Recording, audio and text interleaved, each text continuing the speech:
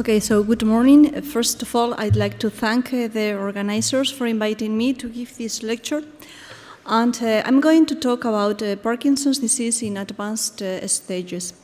I have to say that when I was invited to give this lecture and I proposed this title, I didn't know that Jaime Kulisevsky was going to talk just before me, and the topic was going to be cognitive impairment in Parkinson's disease. That is one of the major aspects we face in advanced Parkinson's disease.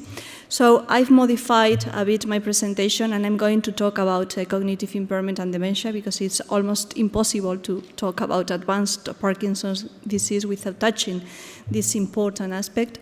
But I'm going to talk also about other features that are very important in our patients with advanced Parkinson's disease. So, having said that, the talk is going to have three parts. In the first part, I'm going to talk about what we think that today is advanced Parkinson's disease, because this is a dynamic concept. Advanced Parkinson's disease is not nowadays the same that advanced Parkinson's disease only 2 decades ago. And then I'm going to focus on two major aspects, two key features that have patients with advanced Parkinson's disease and that affect in a very, very relevant way their quality of life, that are freezing of gait and cognitive impairment and dementia. So, as you know, Parkinson's disease is characterized by the degeneration of the dopaminergic neurons of the substantia nigra and the lack of dopaminergic innervation in the striatum. And that leads to a number of alterations in the motor circuit of the basal ganglia and the development of the cardinal motor signs that are tremor, rigidity, and akinesia. Everyone knows that this is typical in Parkinson's disease, and this is why we diagnose our patients with Parkinson's disease. So these are the first symptoms, the first signs we identify in the clinical Parkinson's disease in our patients. And this is related, this dopaminergic degeneration, to the presence of Lewy bodies, as all you know. But as the disease progresses, there is a number of changes that are not only in the dopaminergic system. Of course, Parkinson's disease is characterized by a higher severity of the motor signs as the disease progresses that are due to the continuous dopaminergic degeneration, but also there are other neurotransmission systems that degenerate since the beginning of the disease, but as the disease progresses, the degeneration in these neurotransmission systems is also greater. As Jaime mentioned, there are a number of noradrenergic deficits, serotonergic deficits, and cholinergic deficits that are going to be very relevant.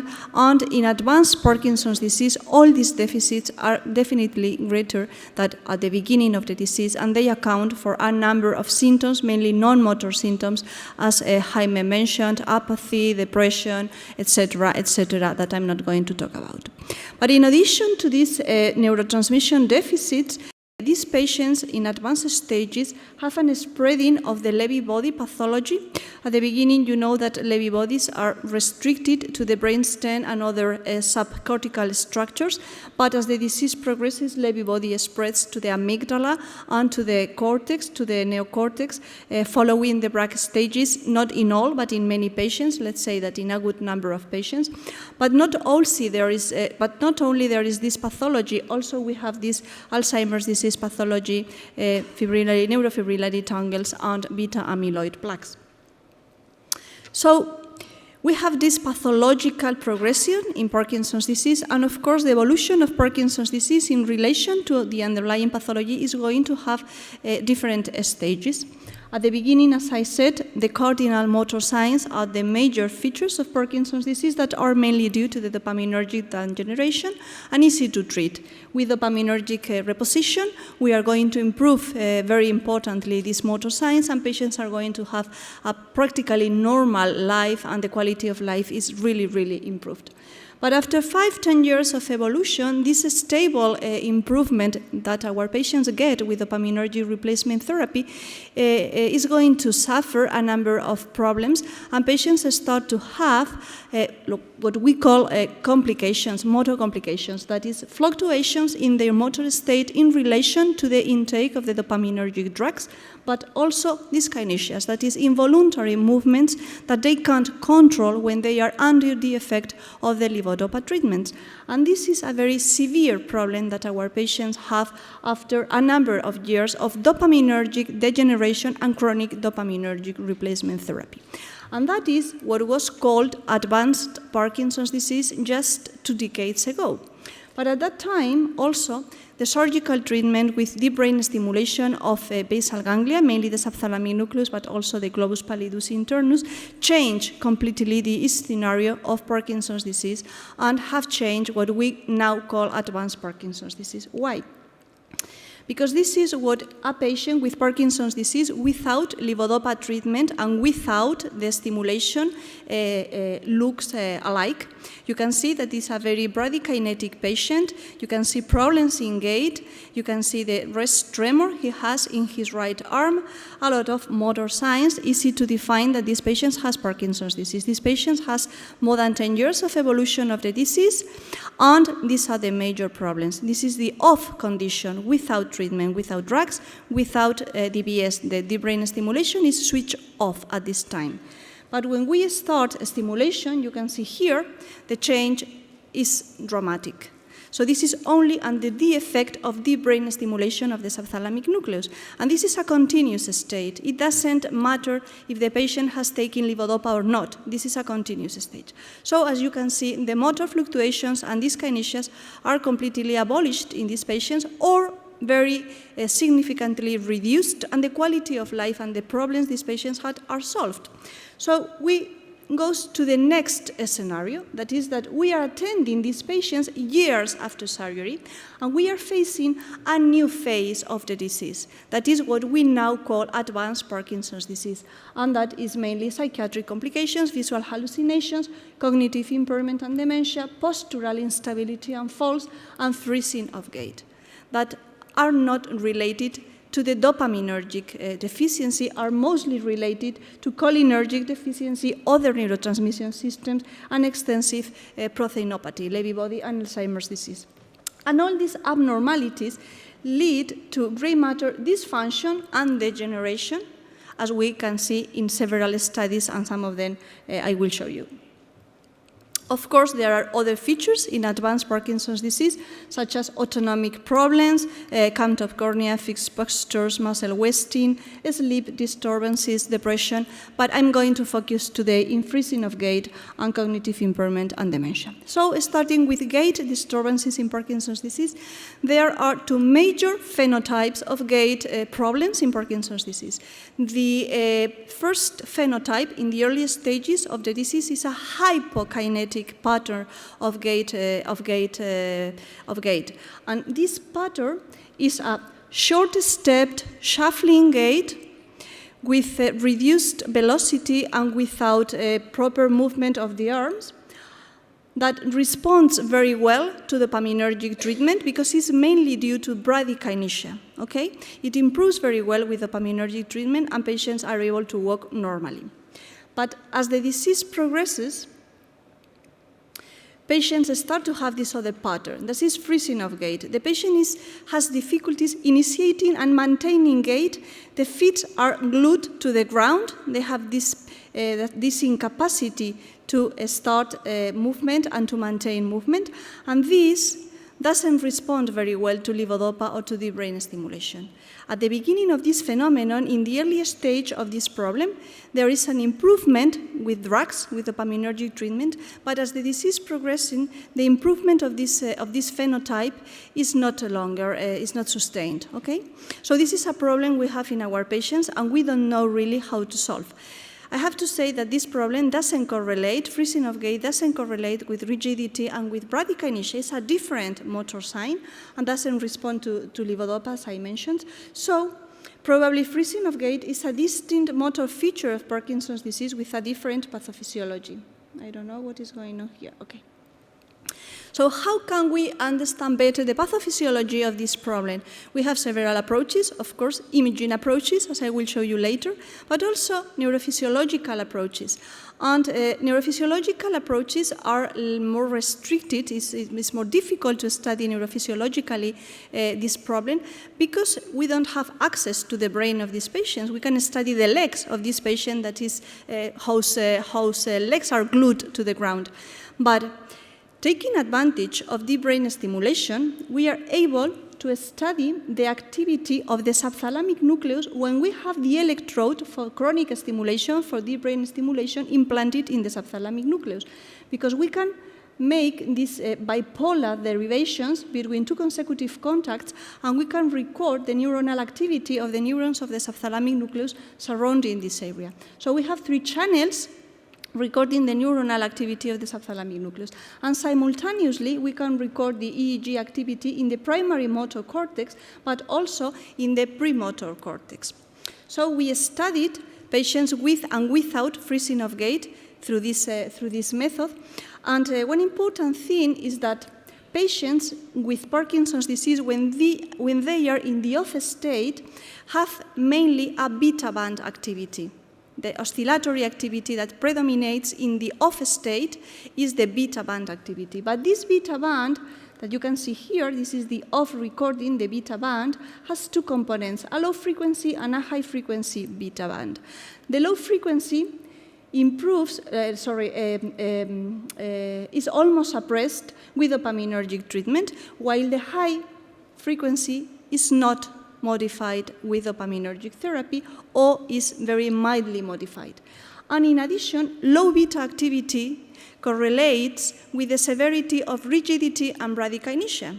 So this is an activity that is almost suppressed with dopaminergic therapy and correlates with motor signs that improve with dopaminergic therapy, whereas this activity, that is the beta high, the high frequency of the beta band, doesn't correlate with rigidity and bradykinesia and is not suppressed with dopaminergic therapy.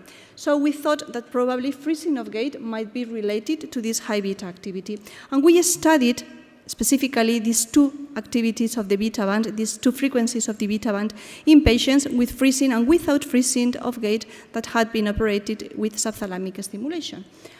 There was no difference in the lower beta activity. The one that is related to rigidity and bradykinesia was the same in both groups, but there was this difference in the high beta activity. Patients with freezing of gait have a higher power in this high beta activity than patients without freezing of gait. Those patients still had a degree of response in freezing of gait with dopaminergic therapy. And when they respond to dopaminergic therapy and there is a reduction in the severity of freezing of gait, there is also a reduction in the power of the high beta band activity. In contrast, patients without freezing of gait don't change their power in the high beta activity, and of course it is different between the 2 groups of patients. So there was this difference in the high beta activity in patients with and without freezing of gait, and we studied also if there was a coherence between this high beta activity in the subthalamic nucleus and the high beta activity recorded simultaneously in the EEG. This oscillatory activity is coherent, what is taking place at the same time in 2 different structures, and we analyzed if there was this coherence and in which electrode this coherence was maximal. And we saw that high beta activity was coherent with the activity recorded only in the electrode in the part in the C set that is here in the middle part of in the medial part of the primary motor area that represents the leg area, but also records activity coming from the supplementary motor area, premotor aspects, and the cingulus that is a cognitive element, as Jaime said, related with apathy, with attention, with the executive function, and with this kind of cognitive functions. In contrast, the low beta activity that we recorded in the subthalamic nucleus and that was related with rigidity and bradykinesia was coherent with the low beta activity recorded in this area, that is in the lateral part of the primary motor cortex that are the regions representing the arm. One important thing is that executive function is very related with gait in normal people. If you have an overload in executive function, you are not going to be able to walk as quick or as precisely as you walk without this overload in the executive function. And there are many diseases in which frontal lobe dysfunction occurs with this executive syndrome and with freezing of gait.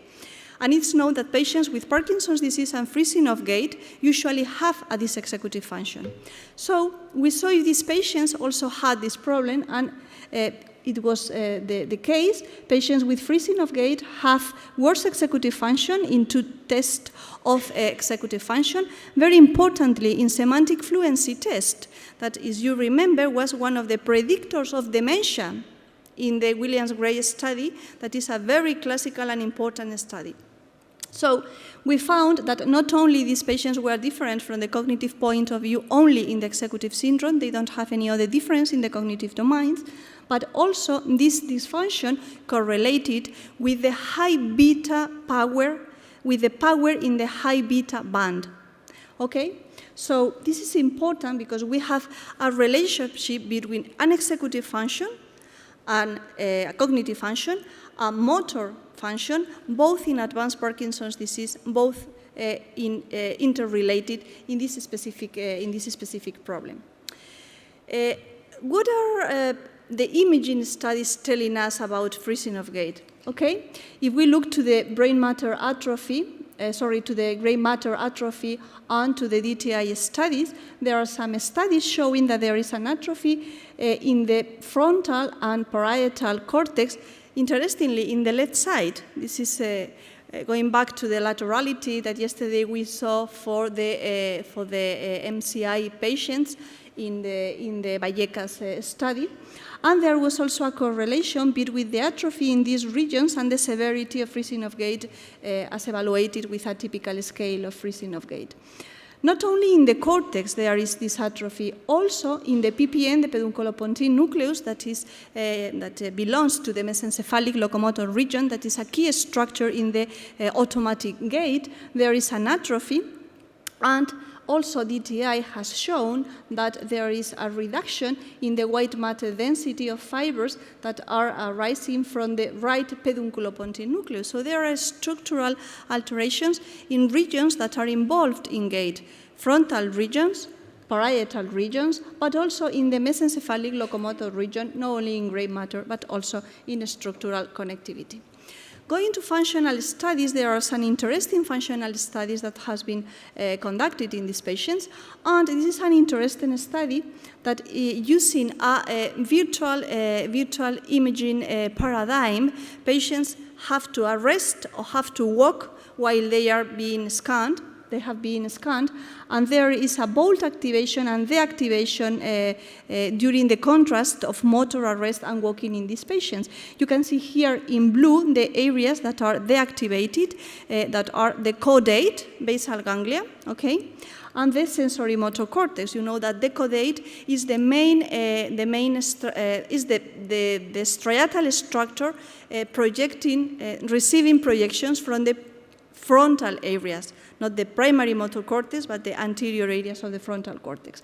And there is an increase in connectivity in the left dorsolateral prefrontal cortex and posterior parietal region and the insula, probably as a compensation of this problem that patients have to initiate and maintain gait. They try to override this problem, activating some parallel circuits, and it is known that based on external clues, patients with freezing of gait can improve freezing of gait, probably using these alternative pathways.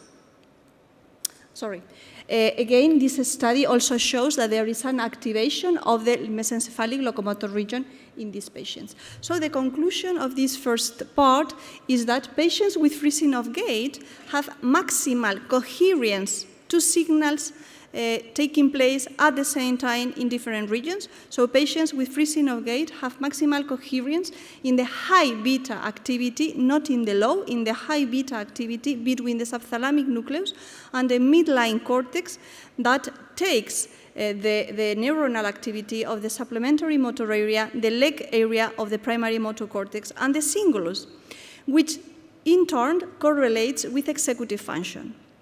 High beta activity along the motor and also cognitive, the cingulus, frontal cortex basal ganglia network participates in the pathophysiology of freezing of gait and is also involved in the modulation of executive function and the combination of the two problems.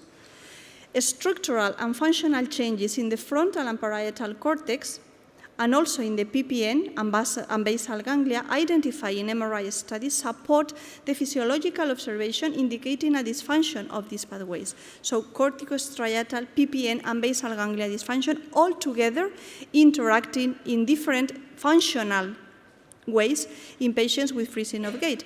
And going back to what Jaime said, not necessarily you need structural or big structural changes to modify the function and the pattern of activity of circuits and structures, and that can lead to abnormal movement and abnormal non-movement symptoms.